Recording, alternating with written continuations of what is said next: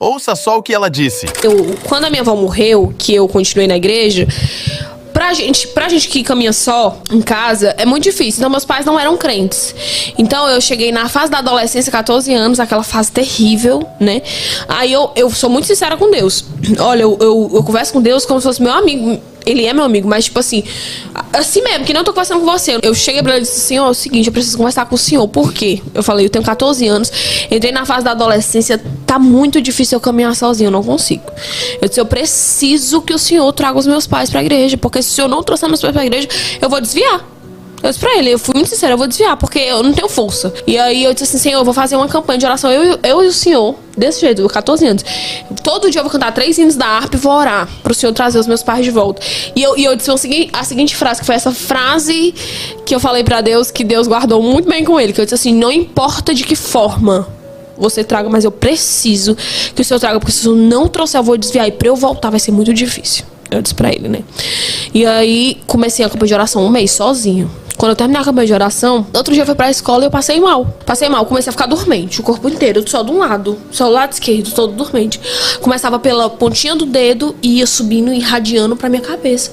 E aí eu não tinha sustentação, ficava tudo dormente. Eu dizia, que coisa estranha. Isso aconteceu 3 vezes, eu estudava o dia inteiro, né?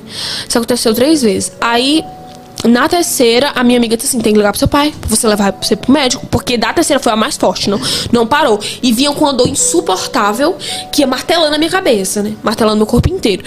Aí, não posso perder a prova, é prova do técnico, não sei o que lá. Ela, ai, mas você tem que ir, era a Júlia, minha amiga. Aí ela ligou, olha, a Raíssa tá passando mal, vem buscar ela pra levar pro hospital. Aí a gente foi pro hospital, tal. Aí passei pelo médico, o médico fez os exames, não sei o que, tudo normal, não sei o que e tal. De exame sim, né, de físico. Aí fui pra sala de medicação, esperando a medicação, começou de novo a dormência. Eu disse, pai, eu vou sentir de novo. Corre ali, chama alguém. Aí ele chamou a enfermeira. Socorro, minha filha tá sentindo dormência de novo, não sei o que. Quando chegou na minha cabeça, foi 2 segundos pra eu convulsionar. Só que eu nunca tinha tido convulsão na vida, então eu não sabia o que estava acontecendo. Convulsão é um choque muito forte, com uma dor intensa no seu corpo inteiro. Parece que você está, assim, sendo moído. Essa é a sensação de você ter uma convulsão. E aí, com 3 segundos depois que eu já tava toda torta, eu desmaiei, apaguei, não lembro mais de nada. E aí quando eu acordei, eu disse, o que foi que aconteceu? Aí eu olhei logo minha mão, porque eu lembro que eu entortei, né? Eu olhei assim, tava tudo normal. Eu disse, meu Deus, que foi isso e tal? Aí o médico, você teve uma convulsão, a gente vai investigar o que foi. Vamos fazer o exame da cabeça, descobrimos um cisto. Quando o médico veio com o diagnóstico, falou, olha, a Raíssa tem um cisto no cérebro. Quando o médico veio falar, Deus me disse na hora que era o propósito que eu tava buscando.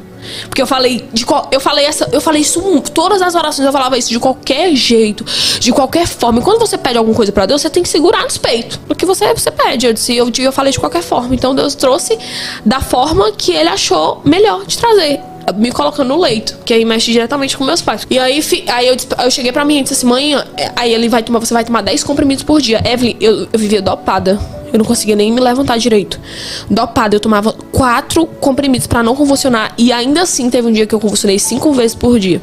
E aí parei de ter vida. Tipo assim, parei de ter vida. Parei de estudar, porque não podia ir pra escola, porque podia convulsionar a qualquer hora. Tinha que estar em casa para meus pais levarem eu pro hospital. E às vezes eu ficava assim, eu acabava de tomar meu remédio, eu começava a ficar um pouco dormente, né? Eu tinha medo de convulsionar. Sempre que eu ficava dormente, eu tinha medo. E aí eu via minhas amigas assim, de longe, brincando, não sei o quê. Eu dizia assim, Senhor, por que eu não sou assim? Eu dizia, eu já tinha esquecido do propósito, sabe? Porque às vezes você tá na prova, você esquece o porquê que você tá vivendo aquilo, mas foi você. No começo você sabia, mas você vai se desgastando. Eu dizia, Senhor, por que eu não sou assim? Senhor, por que eu tô doente? Senhor, por quê? Começava a questionar, por quê? E eu cheguei pra minha mãe nesse mesmo dia que eu descobri a doença. Eu disse, mãe, isso é um propósito de Deus pra vocês voltarem pra igreja. Eu fui muito clara com ela, eu disse, e eu posso tomar 1000 comprimidos por dia, nenhum vai me curar. Só vai curar quando o propósito for cumprido. Aí ela disse assim, para de falar besteira, Raíssa. Pelo amor de Deus, não fala isso não. Eu disse, mas é verdade, Deus me disse.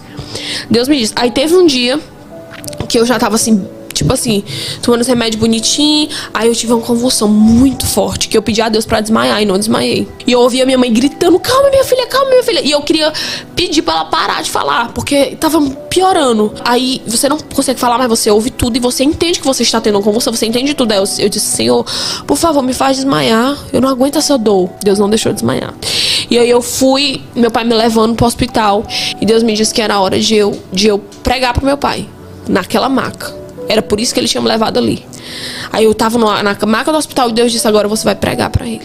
Quando ele voltar, que ele tinha ido fazer alguma coisa. Quando ele voltou, eu disse, olha, Deus mandou eu pregar pro senhor, é assim que eu vou fazer. E comecei. Isso, ele chorava, que ele soluçava. Aí ele dizia, eu preciso voltar pra igreja, eu preciso voltar pra igreja. Porque ele, painho, é o alicerce de manhã. Quando ele tá na igreja, manhã tá. Quando ele sai, manhã cai. Ele é o alicerce dele. Então, era ele que eu tinha que ir de encontro, né? Então, nesse dia foi muito difícil, mas deu certo. Aí, quando os dois voltaram pra igreja, os dois aceitaram Jesus, se reconciliaram com Jesus, voltaram pra igreja. Aí eu disse, agora Deus vai me curar. Eu não sei como. Eu dizia pra eles que eu ainda tava tomando remédio. Eu disse, eu não sei como, mas ele vai me curar.